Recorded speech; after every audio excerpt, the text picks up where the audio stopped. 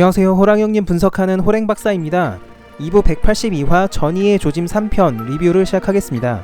이번 화에서는 일영을 막아내려고 목숨을 건 희야의 사투, 그리고 어떻게든 본진과 연락하기 위해 분투하는 니루어전의 모습이 그려졌죠.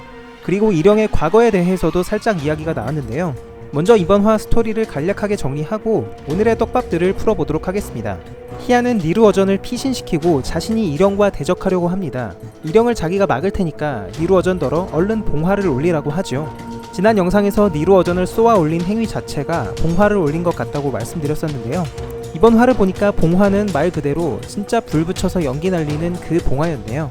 희야가 시라무렌의 힘을 써서 어떻게든 일영을 막아내다가 봉화를 피워서 본진에 연락만 닿으면 살 수 있다는 시나리오였습니다. 여기서 살짝 흥미로운 대사가 나오는데요. 희야가 강에서 멀어 정령의 기력이 약하다라고 말을 하죠. 이런 설정을 예전에 어디선가 본 듯한 느낌인데요. 무커가 흰산 가까이에서 푸른불을 썼을 때 더 강력했던 장면이 기억나실 겁니다. 힘의 원천이 되는 자연물에 가까울수록 그 위력이 강해진다는 설정이죠. 이것에 대해서는 이따가 뒤에서 더 얘기해 보겠습니다. 봉화를 향해서 니루어전이 날아가는데 일영이 코앞까지 바짝 추격해옵니다. 저번 화에서부터 일영이 잔뜩 흥분해가지고 엄청난 스피드로 쫓아오는데요. 마치 스릴러 영화를 보듯이 조마조마하네요. 그때 희야가 일영을 공격해서 잠시 멈추게 하는데 성공합니다. 그리고는 희야와 일영이 1대1로 마주하게 되죠. 긴장감과 정적이 흐르는 상태에서 둘의 대화가 이어집니다. 일영은 자신의 이마에서 백액을 봐놓고 왜 아무 말도 하지 않았는지, 왜 도망치는 것인지를 묻죠. 이에 대해서 희야는 스치듯 한번 봤을 뿐인데 어디가 변했는지 자신이 어떻게 알겠냐면서 간단히 받아칩니다. 이에 일영은 흰 눈썹을 왜 감시했느냐고 재차 따져보는데요. 희야는 그것은 감시가 아니었으며 예전과 같은 불상사를 방지하기 위해 살펴드린 것뿐이다 라고 받아칩니다. 희야와 니루어전이 제때 도착해서 세대를 막을 수 있었으니까 명분에도 맞는 답이었죠. 그런데 갑자기 일영이 나도 감시했냐면서 돌직구로 훅 들어가 버립니다. 순간 희야는 정곡을 찔린 듯이 대답하지 못하고 당황하는 모습을 보였죠. 여기서 반전이 있었는데요. 일영은 순순히 감시당하기만 한 게 아니라 자신 또한 시라무렌을 감시하고 있었던 걸로 보입니다. 시라무렌뿐만 아니라 다른 버일러들의 동향도 살폈을 것으로 예측해볼 수 있습니다. 사실 일영을 비롯한 붉은산 세력들, 각 버일러, 타이지들은 그렇게 사이가 좋지는 않았던 것 같습니다. 아린을 치기 위해서 어쩔 수 없이 잠시 힘을 합친 것 같은 모양새였죠. 오죽하면 당시 붉은산 총사령관격이었던 구망이 이제는 좋든 싫든 모두가 한몸이 되어 힘을 합쳐야 한다고 다독이기도 했습니다. 서로가 서로를 견제하고 약점 잡아서 올라가려고 하는 상호 감시 체제가 아닌가 예상해봅니다. 다시 돌아와서 일영은 희야에게 시라무렌의 정신이 돌아왔느냐고 묻습니다. 예전처럼 자신을 보고 애새끼 마냥 오줌 찌리면서 질질 짜는 거 아니냐고 희야의 면전에서 모욕을 주죠. 이 말의 뜻에 대해서도 여러 의견이 있는 것 같은데요. 개인적으로는 시라무렌이 일영이 무서워서 오줌을 지리진 않았을 것 같습니다.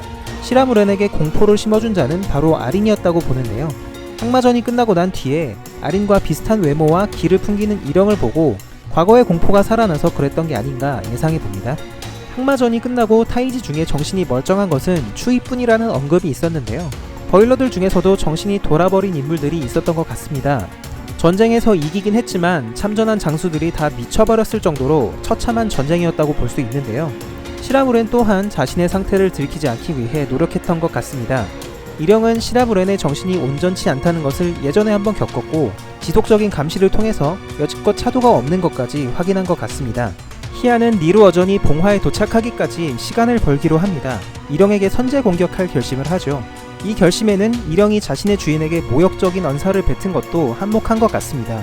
일영은 그 모습을 보면서 너도 주인을 위해 목숨을 바치겠다는 거냐? 면서 무섭게 노려보죠.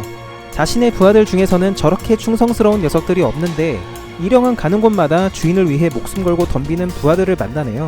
일영의 심기가 뒤틀릴 수 있을 만한 장면인 것 같습니다. 희야는 또다시 시라무렌의 힘을 사용하고 일영이 이것을 막아내면서 큰 폭발이 일어납니다. 니루어전은 멀리서 폭발을 지켜보는데요.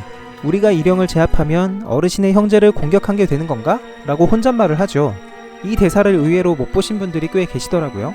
압카와 일영의 공식적인 관계가 드디어 나왔습니다. 압카는 일영의 아버지가 아니고 형제였던 거죠. 같은 어머니를 둔 형제인지는 모르겠지만 둘의 아버지는 아마 이전까지 아바이로 언급됐던 인물로 예상됩니다. 압카, 일영, 아린, 흰눈썹은 사형제인 것이 확실해 보이네요. 희야의 도움으로 봉화에 도착하고 봉화를 피워 올린 니루어전은 이제야 한숨 돌립니다. 곧 본진에서 지원군이 도착할 거라고 생각했죠. 그러면서 이령이 아주 먼 옛날 흰산의 힘을 받았다는 게 사실인가? 라며 혼잣말을 합니다. 거대한 떡밥이 하나 또 나왔죠. 이령은 처음부터 흰산의 선택을 받지 못해서 집착하는 걸로 예상을 했는데요. 한 번 흰산의 힘을 받았다가 뺏긴 과거가 있는 것 같습니다. 이령이 반드시 내 자리를 되찾고 말 것이야 라고 했던 말이 허언이 아니었네요. 바로 그때 이령을 뒤늦게 쫓아왔던 꿀렁씨가 봉화의 연기를 흡수하면서 무력화시키는데요. 니루어전의 놀란 표정과 함께 이번 화 끝이 납니다. 이번 화를 통해서도 여러 설정들을 확인할 수 있었는데요. 특히 자연에서 힘을 받는다는 설정이 조금 더 명확해진 것 같습니다. 회영에서는 흰산의 힘을 받은 아린이 있고 그런 아린으로부터 생명을 받은 무커가 있었죠. 무커의 경우 흰산에 가까워질수록 푸른불 술법의 위력이 엄청나게 강해지는 모습을 볼 수 있었습니다. 아린 또한 마찬가지겠죠. 힘을 받은 자연물에 가까이 있을수록 그 힘이 더 강해진다는 것입니다. 이번 화에서 희야의 대사를 통해서도 다시 한번 확인할 수 있었습니다. 희야는 강에서 멀어 정령의 기가 약하다고 니루어전에게 말했는데요. 비슷한 말을 니루어전도 했었습니다. 이전 화에서 황수의 힘이 쓸고 간 새들의 시체를 보면서 예상보다 약했다는 뉘앙스로 말을 했는데요.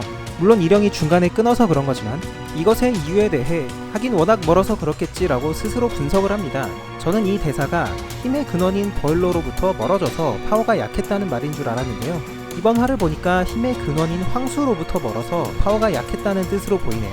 이런 관점으로 보면 아린이 아카와 구망, 버일러, 타이지로 구성된 막강 군대를 어떻게 막아낼 수 있었는지도 이해가 될 것 같습니다.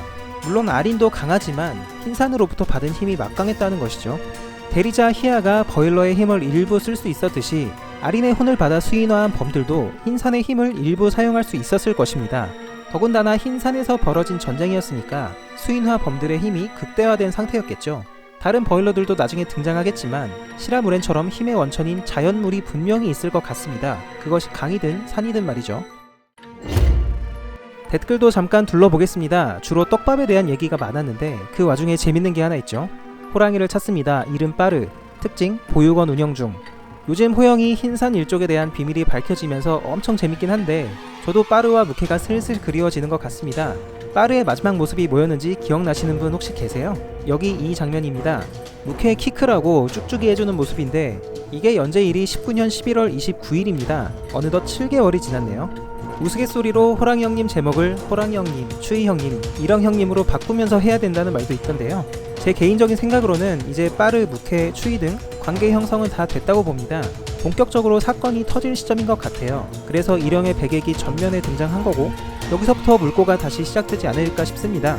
이 사건이 빠르와 추이 일행에게 어떤 영향으로 다가갈지 기대되는 대목이고요. 이번 에피가 끝난 후에 빠르와 무케를 다시 볼 수 있었으면 좋겠습니다. 그 외로는 시들이 드디어 1인분 했다, 시라무렌이 이령 때문에 지린 게 아니라 아린 때문에 지린 것 같다, 아카와 이령이 형제라면 예전부터 언급되던 아바이가 아버지일 것이다 등 다양한 의견이 있었습니다. 저도 대부분 동의하는 내용이었고요. 호영 독자분들 이해도가 이제 너무나들 출중하셔서 작가님도 뿌듯해하실 것 같습니다. 앞으로 제 역할은 골수 팬분들보다는 뉴비분들이 이 거대한 스토리를 쉽게 이해하실 수 있도록 인도하는 역할이 돼야 될 것 같네요. 오늘의 리뷰는 여기까지입니다. 저는 다음주 토요일 낮 12시에 다시 찾아뵙겠습니다. 호랭박사와 함께 호랑이 형님 완결까지 함께 보실 분들은 지금 구독을 눌러주세요. 감사합니다.